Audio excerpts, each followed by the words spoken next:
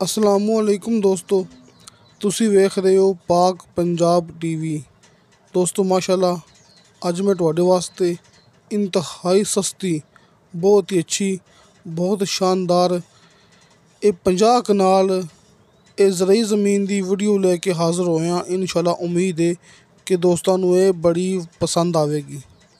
दोस्तों ये वड्डा कारपेट रोड ये भरावां दे सामने इनके नाल अपनी ज़मीन अटैच होंदी पई है। दोस्तों ये अपने कोले 50 कनाल ज़मीन है, मतलब कि 6 एकड़ ते 2 कनाल ऊपर।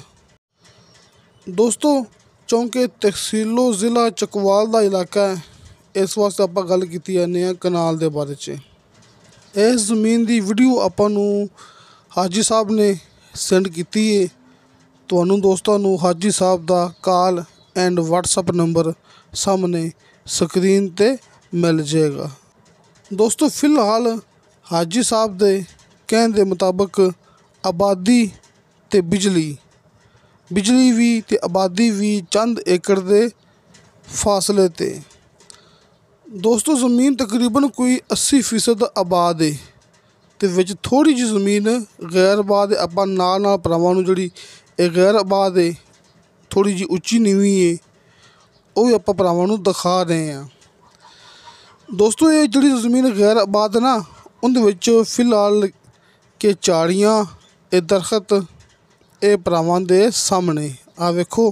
जिहड़ी ये ज़मीन थोड़ी जी गैर आबाद है, ये भी अपनी ज़मीन का हिस्सा है। इनदे विच दरखत ये झाड़ियाँ ये जड़ी बूटियाँ तो सामने मैं थोड़ा जूम करना आपां नूं विखा देने। वेखो ये ज़मीन अपनी आबाद है। दोस्तों ज़मीन घनी आबाद है ते थोड़ी गैर आबाद है, तुसी अपनी ये गल याद रखनी है। बिजली ते आबादी चंद एकड़ के फासले ते, लेकिन जिहड़ा कारपेट रोड है वो अपनी ज़मीन दे नाल टच हुंदा पिया जी। तहसीलो ज़िला चकवाल। दोस्तों ये ज़मीन कंप्यूटराइज रिकॉर्डशुदा है, सिर्फ एक इंदा मालक है, एक बंदे दे नां ते ये ज़मीन है अपनी। ज़ेरे ज़मीन पानी बिल्कुल मीठा है ते 70 फुट तो बाद नीचे दोस्तों नूं पानी मिलेगा। दोस्तों ये ज़मीन की डिमांड की है मालक ने फी कनाल के हिसाब नाल 1,80,000 रुपया। दोस्तों 1,80,000 रुपया इनकी डिमांड है। फी कनाल के हिसाब नाल कमी पेशी प्यार मुहब्बत हो जाएगा। हाजी साहब का ये हाजी अरफान साहब, इन्हां दा कॉल एंड व्हाट्सअप नंबर भरावां नूं सामने स्क्रीन ते मिल गया होवेगा। तुसी इस नंबर ते कॉल भी कर सकते जी, व्हाट्सअप ते मैसेज भी कर सकते जी।